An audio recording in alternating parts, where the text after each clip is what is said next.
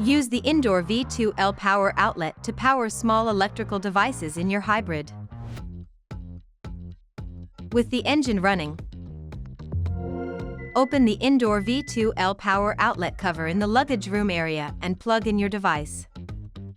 When the indicator light is blue, it means it is in standby mode. When green, the power is being supplied.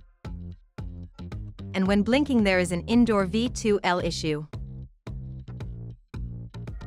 You can also use indoor V2L in stay mode while the engine is off. There are two ways to enter stay mode.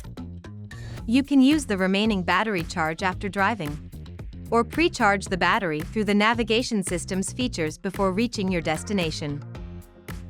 To use the remaining battery charge after driving, shift to P and select Activate Stay Mode in the infotainment system. To pre-charge the battery before use, set your destination in the navigation and enable use mode on destination arrival. The battery will charge while driving. Once you've arrived, shift to P to activate stay mode. Press the engine start-stop button during use to end stay mode and indoor V2L. Make every day more convenient with indoor V2L. Kia. Movement that inspires.